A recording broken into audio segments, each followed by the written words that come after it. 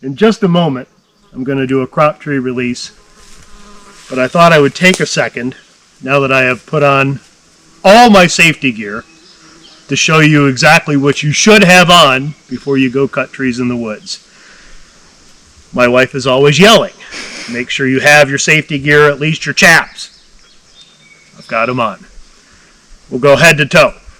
Up here I have a hard hat, because when you drop a tree, you never know what's going to flop back, hit you on the head. There might be dead branches up above. There's always a chance of something like that. I have my safety glasses, because when you're cutting, sawdust is flying everywhere, or when a tree falls, a lot of dust will fly up. It might hit you in the eyes. I have my earbuds in. Some people prefer headphones, but I can't wear those underneath my hard hat.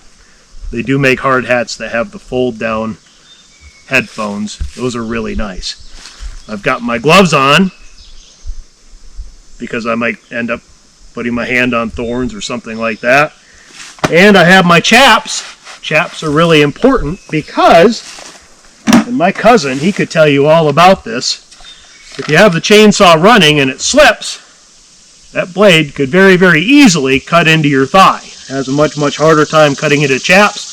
These things are made out of Kevlar threads. They're made to pull, and they will jam a saw, automatically triggering the anti-kick device. The only way that I could be safer is if I had steel-toed boots. I don't have any on today. So a little bit of safety when you're felling a small tree like this. It's too small, really, to drive wedges and make any kind of a plunge cut, felling cut. So what I have done on this small tree is I've already opened up one side. I've opened up a big open face wedge, an open face cut on one side, the side that I want to fell the tree toward. And here's the one side of my cut. There's the other side of my cut. This tree, my intention is for it to go exactly that way.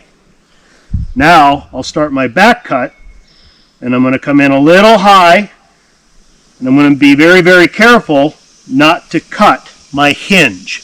I'm going to end up with a little hinge of wood, about 3/4 of an inch wide, so that I can pivot on that hinge, and this tree will fall.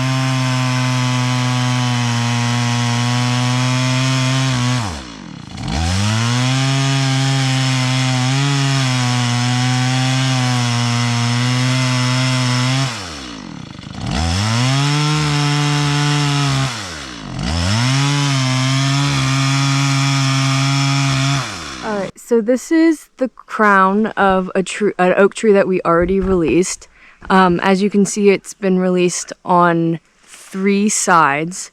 We could go back later and prune some of those branches, but for right now, they're helping keep the epicormic branches from sprouting.